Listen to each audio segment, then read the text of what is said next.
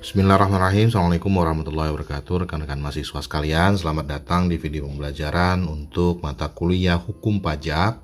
Dan kita akan melanjutkan materi yang sebelumnya sudah Anda pelajari, yakni terkait dengan cara menghitung pajak PPh 21. Jika pada video pembelajaran sebelumnya Anda mempelajari bagaimana cara menghitung pajak PPh 21 orang pribadi pegawai tetap.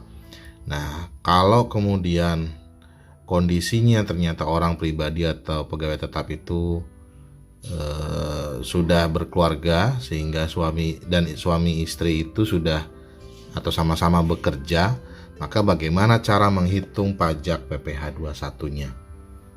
Kalau di materi sebelumnya kondisinya adalah ada seorang kepala keluarga yang bekerja, istrinya tidak bekerja. Itulah cara menghitung PPh 21-nya. Tetapi bagaimana kalau kemudian dia memiliki istri dan istrinya bekerja juga? Nah, ini yang akan kita bahas pada video pembelajaran kali ini. Rekan-rekan mahasiswa sekalian, di zaman modern sekarang ini sudah lazim ya, jika seorang perempuan memutuskan untuk bekerja atau memilih karir. Di video pembelajaran sebelumnya Anda belajar menghitung pajak PPh 21 orang pribadi pegawai tetap yang istrinya tidak bekerja. Nah, bagaimana kalau istrinya bekerja? Nah, ini yang menjadi persoalan. Kenapa? Karena memang selama ini perempuan itu sudah memutuskan untuk bekerja ya. Di zaman sekarang ini banyak perempuan yang memutuskan untuk bekerja sebagai pegawai tetap di sebuah perusahaan atau bekerja sebagai ASN.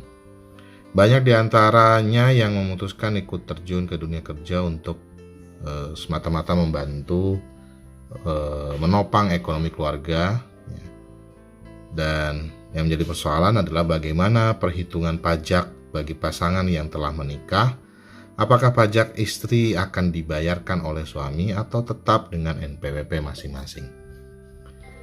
Rekan-rekan mahasiswa sekalian, ada prinsip utama berkaitan dengan hal ini, yakni bahwa pada prinsipnya dalam sudut pandang perpajakan, bahwa keluarga itu merupakan satu kesatuan ekonomi yang mana satu NPWP saja sebetulnya cukup untuk digunakan bagi satu keluarga.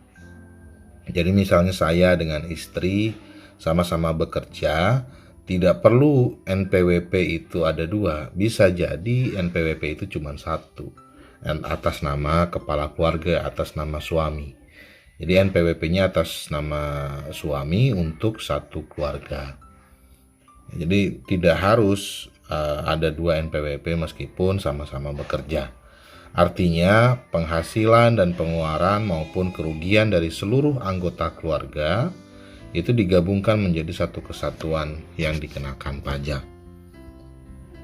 Rekan-rekan mahasiswa sekalian, terkait dengan suami istri, perhitungan suami PPh suami istri ini, ada beberapa kemungkinan. Yang sudah Anda pelajari pada video pembelajaran sebelumnya adalah kemungkinan yang pertama, bahwa suami bekerja, istri tidak bekerja. Maka yang kita hitung PPh 21-nya ya hanya PPh 21 suami gitu ya. Ada kemungkinan juga istri bekerja dan suami tidak bekerja, ini juga ada kemungkinan seperti itu. Nah, ada kemungkinan suami istri sama-sama bekerja. Nah, inilah yang akan kita bahas pada video pembelajaran kali ini.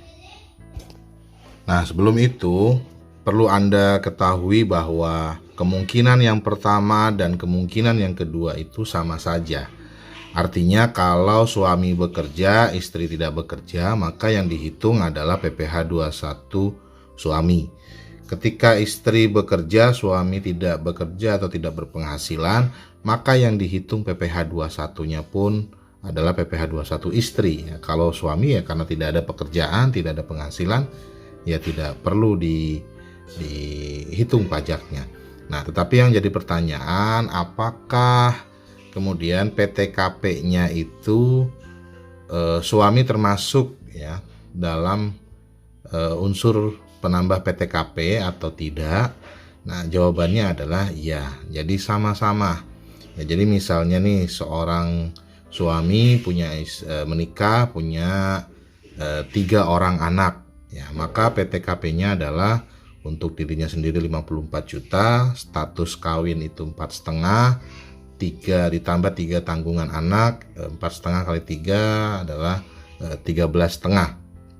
Jadi total PTKP-nya adalah 72 juta. Nah, begitu juga dengan istri yang bekerja, suami tidak bekerja. Ya, PTKP-nya tetap untuk dirinya sendiri 54 juta, tambahan status kawinnya 4,5, tambahan tanggungan 13.500.000, sehingga sama-sama PTKP istri adalah 72 juta. Jadi sama saja mekanisme perhitungannya. Tetapi khusus untuk istri yang bekerja, suami tidak bekerja, ini perlu dapat menunjukkan keterangan tertulis dari pemerintah daerah setempatnya, serendah-rendahnya itu kecamatan, yang menyatakan bahwa suaminya memang betul-betul tidak menerima atau tidak memperoleh penghasilan, tidak bekerja. Jadi perlu ada pembuktian, ya. Kalau suami bekerja, istri tidak bekerja, ya tidak perlu pembuktian. Tapi kalau istri bekerja, suami tidak bekerja, maka itu perlu ada pembuktian benarkah suaminya itu benar-benar tidak bekerja dan tidak memperoleh penghasilan. Ya, jadi untuk yang pertama ini dan yang kedua ini sama saja cara menghitungnya. Nah, yang menjadi persoalan adalah cara menghitung bagaimana kalau suami dan istri sama-sama bekerja. Rekan-rekan mahasiswa sekalian, istri bekerja, suami tidak bekerja. Dalam hal seorang karyawati menikah atau kawin dapat menunjukkan surat keterangan tertulis dari pemerintah daerah setempat serendah-rendahnya kecamatan. Ini ya yang tadi yang saya jelaskan. Kalau istri bekerja, suami tidak bekerja, maka harus dengan pembuktian berupa keterangan tertulis dari pemerintah daerah setempat serendah-rendahnya adalah kecamatan, di tingkat kecamatan, yang menunjukkan bahwa suaminya tidak bekerja dan tidak memperoleh penghasilan.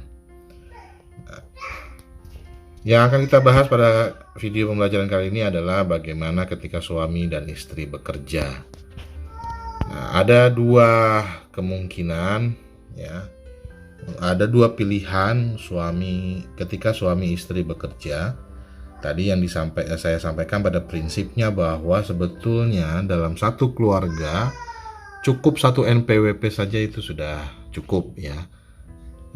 NPWP suami mencakupi NPWP untuk seluruh anggota keluarga. Jadi NPWP suami dan istri digabung ini adalah kemungkinan yang pertama. Artinya istri ikut pada NPWP suami, gitu ya. Istri ikut pada NPWP suami. Nah, tetapi ada kalanya baik suami maupun istri itu sama-sama memiliki NPWP. Jadi dimungkinkan juga suami dan istri memiliki NPWP yang berbeda-beda. Ini karena ada 3 kemungkinan. Ya, ada 3 kemungkinan kondisi yang menyebabkan NPWP suami dan NPWP istri ini berbeda atau dipisah. Kemungkinan yang pertama adalah PH. PH itu adalah pisah harta, di mana suami dan istri telah menyetujui secara tertulis, ya, ketika menikah itu untuk melakukan pemisahan harta, untuk pisah harta. Lalu yang kedua adalah MT. MT ini adalah memilih terpisah, di mana adanya permintaan langsung dari istri untuk menjalankan kewajiban perpajakan secara terpisah, walaupun tidak ada perjanjian tertulis mengenai pisah harta. Jadi biasanya ini dilakukan karena ada tuntutan istri harus memiliki NPWP. Misalnya kalau istri mau melakukan pinjaman bank, istri mau membeli rumah dan kemudian mencicil rumah, ini diharuskan adanya NPWP istri ya.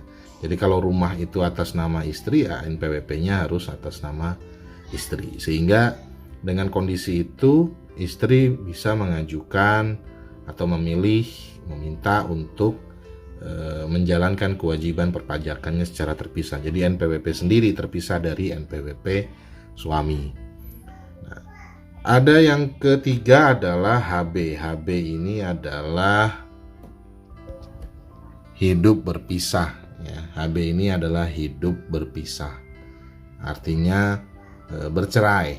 Ya, jadi kalau sudah bercerai ya otomatis pajaknya mulai dikenakan terpisah. NPWP-nya ya pasti terpisah. Nah, gitu ya. Jadi karena sudah bercerai ya tidak ada ikatan perkawinan lagi, sehingga istri yang bekerja harus juga memiliki NPWP sendiri. Rekan-rekan mahasiswa sekalian, jika NPWP suami istri digabung, maka penggabungan hak dan kewajiban perpajakan suami istri ini menempatkan semua urusan pajak hanya menggunakan NPWP suami. Hanya satu NPWP, yaitu NPWP suami sebagai kepala keluarga. Nah, selanjutnya bahwa dalam hal istri pernah memiliki NPWP. Jadi ketika sebelum menikah, istri sudah bekerja dan dia memiliki NPWP. Nah, ketika kemudian dia menikah, masih sama-sama bekerja, maka dan kemudian memutuskan untuk digabung NPWP-nya, maka bisa dilakukan permintaan untuk penghapusan NPWP ke kantor pajak.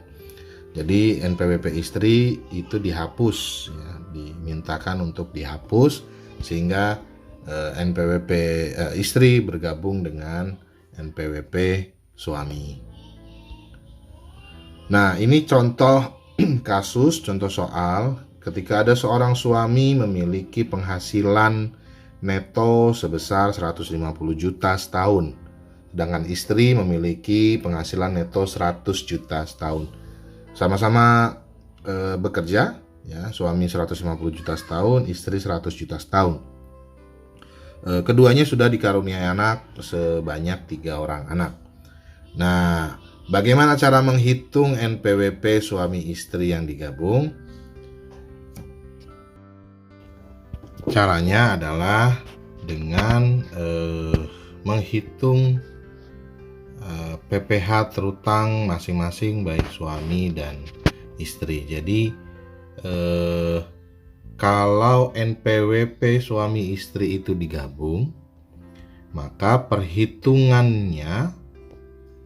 PPh 21 suami istri ini dilakukan secara terpisah. Ya, jadi kalau NPWP-nya digabung justru dihitungnya secara terpisah. Nah, bagaimana cara menghitungnya? Pertama, penghasilan neto suami itu 150 juta ya. PTKP dari suami ya, karena dia wajib pajak orang pribadi sendiri, dia PTKP-nya 54 juta ditambah status kawinnya 4,5 dan ditambah tanggungan 3 orang anak 13.500.000, sehingga total PTKP-nya adalah 72 juta. Nah, berapa PKP-nya? PKP-nya itu adalah 150 juta dikurangi 72 juta dikurangi PTKP, hasilnya adalah 78 juta.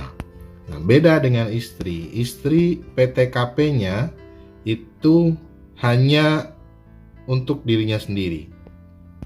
Jadi penghasilan neto istri dikurangi PTKP wajib pajak pribadi ya, sendirian, tanpa status kawin, tanpa tambahan tanggungan anak gitu ya. Jadi PTKP istri hanya 54 juta. Sehingga PKP-nya 100 juta dikurangi 54, PKP-nya penghasilan kena pajaknya adalah 46 juta. Nah, kemudian kita hitung PPh-nya. PPh suami, ya kita ingat lapisan penghasilan kena pajak, bahwa untuk penghasilan 0 sampai 60 juta itu tarifnya adalah 5%, ya.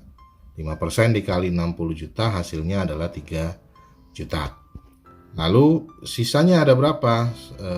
PKP suami itu 78 juta, sedangkan PKP yang sudah dihitung dengan tarif PPh sebesar 5% itu ada 60 juta. Maka yang belum terhitung adalah 18 juta, ya. 78 juta dikurangi 60 juta, 18 juta dikali lapisan yang kedua yaitu 15%, ya, sehingga hasilnya adalah 2.700.000. Nah, maka PPh terutang suami itu 3 juta ditambah 2.700.000 hasilnya adalah 5.700.000. Bagaimana dengan tarif atau bagaimana dengan PPh terutang dari istri?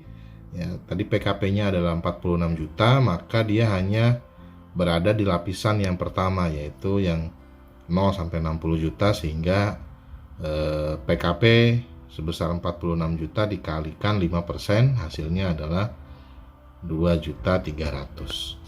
Nah, ini adalah PPh terutang dari istri. Jadi PPh suami 5.700.000 ini adalah PPh yang dipotong oleh tempat kerjanya, oleh pemberi kerjanya, dan PPh terutang istri 2.300.000 ini juga sudah dipotong oleh pemberi kerjanya. Nah, ini adalah cara menghitung menghitung PPh 21 dengan kondisi NPWP suami istri digabung. Jadi hanya satu NPWP yaitu NPWP suami, istri ikut NPWP suami. Nah, kalau digabung maka perhitungannya sendiri-sendiri. Nah, ini rumusnya begitu, ya.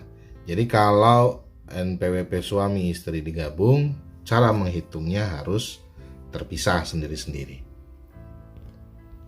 Rekan-rekan mahasiswa sekalian, bagaimana jika kemudian NPWP suami istri terpisah? Artinya suami memiliki NPWP, istri juga memiliki NPWP sendiri.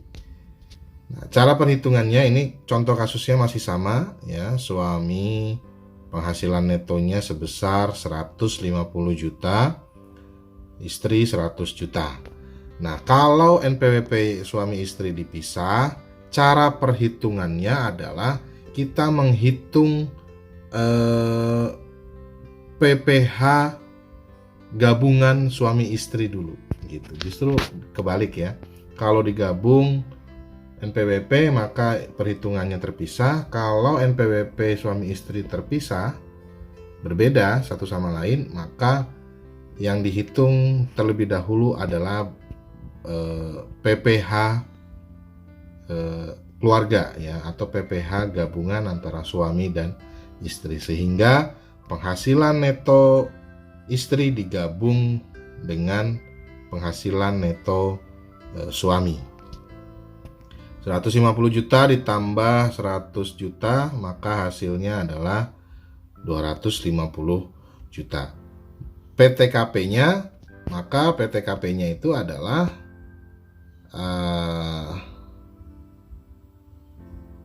54 juta, ya. 54 juta ini adalah PTKP wajib pajak sendiri khusus untuk istri, ya. Untuk suami, untuk suami. Lalu tambahan untuk wajib pajak kawin, ya. Status kawinnya ada, PTKP-nya itu 4,5. Lalu ada tambahan anggota keluarga 3 anak, ya, 13.500.000. Nah, yang perlu diperhatikan adalah ada tambahan untuk PTKP seorang istri, ya. Bukan sebagai status kawin tetapi seorang istrinya sebagai orang pribadi itu 54 juta. Jadi PTKP. Karena apa? Karena penghasilan neto suami istri itu digabung.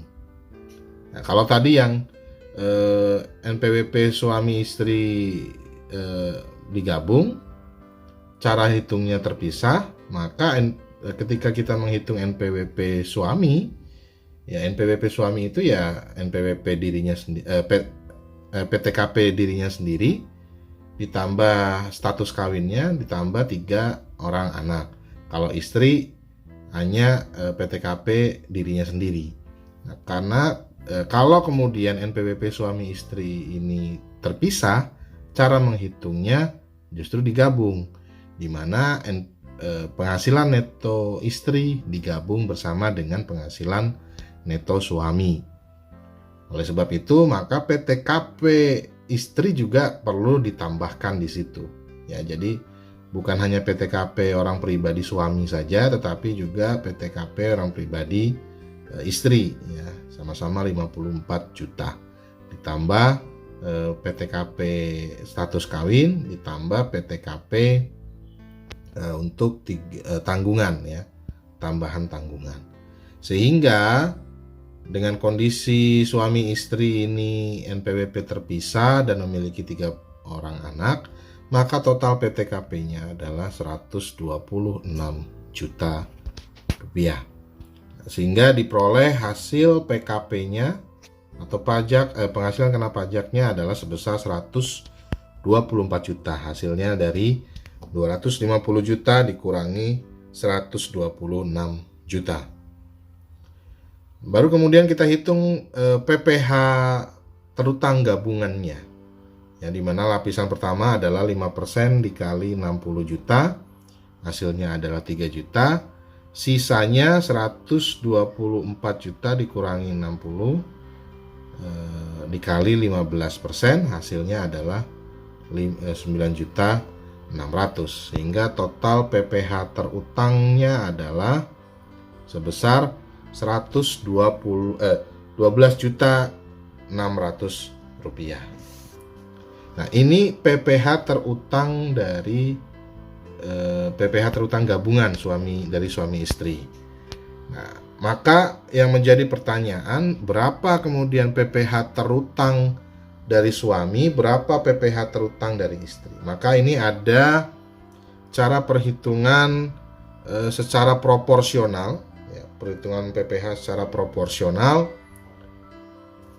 Caranya adalah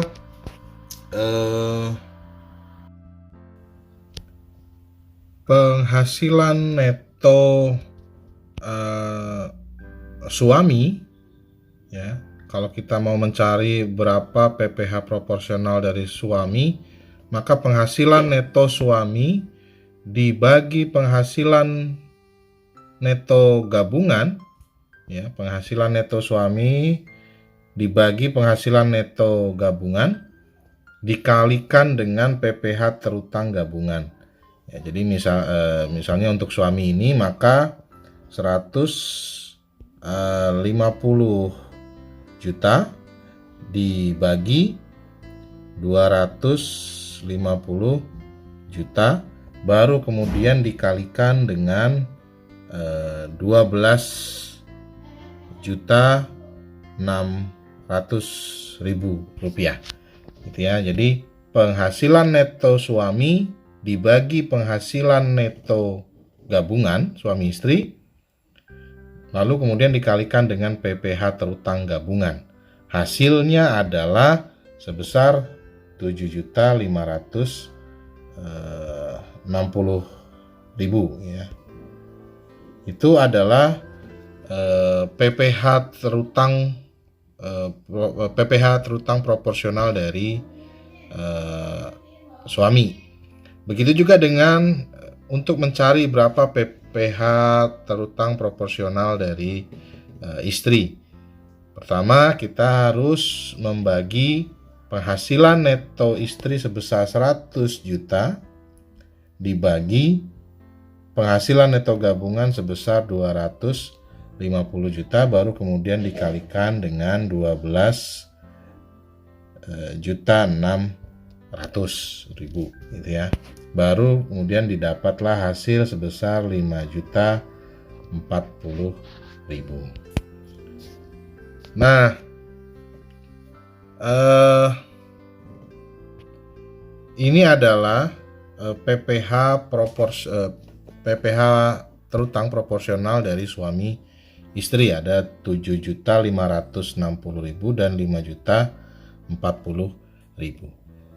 Ini nanti kemudian akan memunculkan PPH kurang bayar, ya, PPH terutang pajak kurang bayar, di mana